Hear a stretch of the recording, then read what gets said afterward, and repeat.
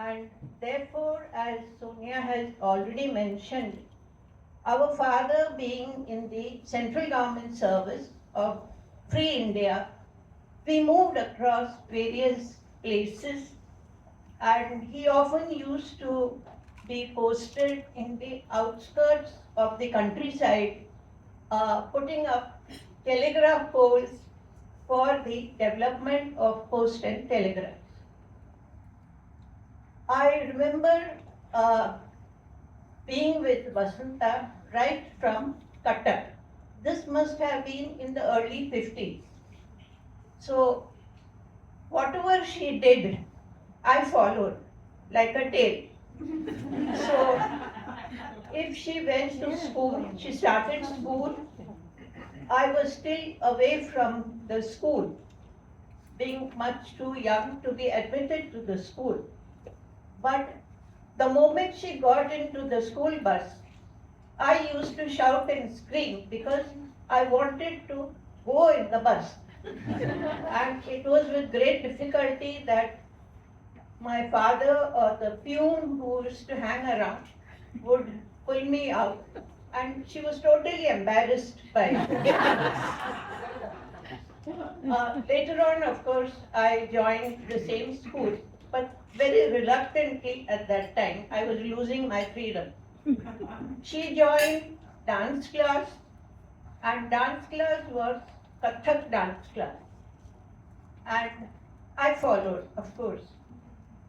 The dance teacher was Kelucharan Mahapatra, whom many of you may know as a great exponent of Odissi dance. But that was the beginning of his career too. And my sister Vasanta and a few others were some of his initial students. And those days there were no stage performances or avenues to perform dance to the public. So what was the venue for their dance performance? You would never imagine. It was the All India Radio Cuttack. And we as small children sat on the ground as the audience. And they did all the makeup like Tara did yesterday for Kathak and performed a dance. And it was broadcast. There was no telecast those days. It was broadcast. And subsequently we moved to Calcutta, where she was in the high school and I was in the junior school. She was a very bright student, very good in mathematics and physics. And the best part of it, our father was a very good teacher, particularly maths. So he used to guide her in mathematics and she used to score very well in school. I also got my bit of training from my father. As he used to shave, he used to call me and say, recite table of two. And I had to rattle out two-part table. The same for her. He helped her in algebra, geometry, etc. She passed the SSLC, as it was known at that time, from the school. And I know who's here. Shamla is here. Yes. We were all together in the school at that time. And we were all bus friends returning from school. After passing out from school, she joined the Rabon College. It was a pure ladies' college. Whatever it is, my father was hell-bent that his daughters should take up science subject, not BA or arts. So she took up maths and physics when we moved to Nagpur and joined the BSc course. She was very good looking. And at that time, if you remember, Saira Banu was an upcoming star. So the boys of the college would call her Science College Saira Banu. So she had a great following of admirers. And so she did very well in physics and maths. Uh, by the time she completed her BSc, we had moved to Bombay.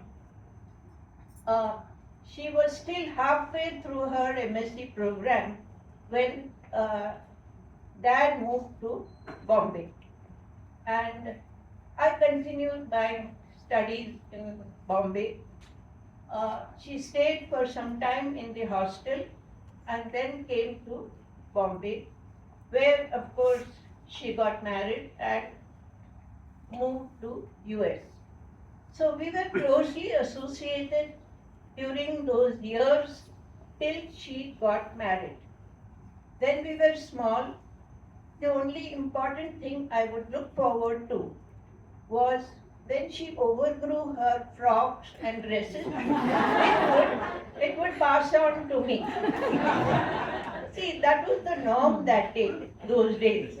I could never expect a new dress unless it was my birthday. But the rest of it, much of it was hand-me-down. It was okay. I never bothered about such small things, if you will. After she came to US, of course, our communication became slow. Those were the days of aerograms. 15 days for a letter to reach, 15 days for the answer to go back. And every time it became 16 days or 17 days, my mother's anxiety would rise. So that was the scenario in those days. Even though my father was in post and telegraph, it didn't help for the letters to move fast. So during the period that she was in US, I mean she had always been in US after that, I didn't have much of communication with her. She led her own life. I had no clue about how things were in the US in those days, except that my friends would say, when your sister comes, ask her to get nice sari. But those visits were not too often. And later, after once my father passed away and my mother became older, she felt she needed to communicate with my mother. My mother was staying with me. And therefore, every Sunday at 7 o'clock, Indian Standard Time, evening, she would call home and my mother would sit next to the telephone waiting for her call. There were no emails, there was no computer, there were no mobile phone, nothing. It was just the regular black telephone. And so my mother would sit in the sofa at 7 o'clock next to the telephone waiting for her call. She would call and they would both chat. My mother would tell her all the woes of the household, which servant didn't come when, which servant didn't cook this item, what was happening in the neighbor's house, how much they were fighting. And Vasanta would listen to all this quietly and pass in her two comments. But that communication lasted for years together. And later, as she found time, every once in 6 months or 8 months, she would visit us to see her mother. And that visit also was very, very specific. She would come on a Sunday, spend the whole week with her mother-in-law at Matunga, which was not very far away. And the next Sunday, she was off, catching a flight to go back home. This became such a routine till my mother passed away. And then, of course, she uh, she stayed only in US, barely making visits to. Raju used to come more often till his mother was there, and his visits were always in the evening to our house. He would come, walk all the way from Matunga, and my the servant lady who was in my house exactly knew what he wanted. A glass of really hot water. The moment he came into our house and sat on the sofa, she would bring in the glass of hot water. That's all he wanted. And that was the routine till his mother also passed away. And subsequently, of course, my children also landed in this country for their studies and then subsequent career aspects. They all got married and were here. And Vasanta and Raju were like godfathers to both of them, overseeing that they did the right things and uh, they had decent jobs and so on. So losing Raju was the first very traumatic event that happened to us, our family in general. A few years later, my sister had a heart attack, and I was there here at that time visiting my daughter. So I went to see her at Boston. She was recovering well after surgery, but she felt she had to keep communicating with me like she did with her mother. So if, her vision was going down. She had macular degeneration, so she really couldn't punch the numbers on the cell phone. So she told me, "You give me a call, and we will talk." I said, "Fine." So once every 15, 20 days, I used to call her up. We used to, sometimes she would, most of the time, she would answer the phone. Sometimes she would miss out on a call. Maybe she was in the washroom or she had misplaced the phone. She would not answer. I would call once, twice, and then I would send a message to Sonia that I'm trying to reach your mother. I can't get to her. Please let me know that all is well. And she would promptly reply and say, "Yeah, all is well. Please call 2 days later at the same time. I will tell Bong to await your call." And it would go on like that.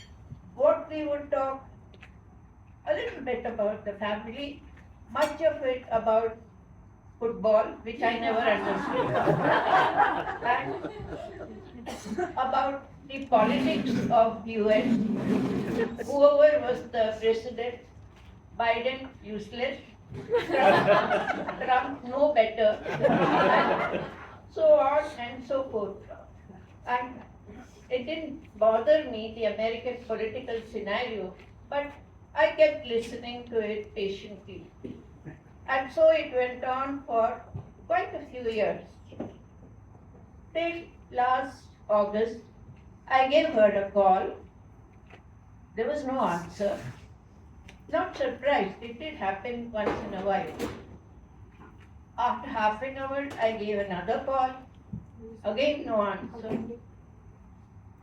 Again, it somewhat bugged me. So, third time I called, maybe after an hour or so. Again, there was no answer. So I promptly wrote to Sonia, "I'm calling your mother, but I don't get a reply. Please check." She said, "Sure, I'll do." There was no reply, further reply from Sonia. 2 hours later, she called me and said, Vasanta is no more. So that came as a big jolt for me.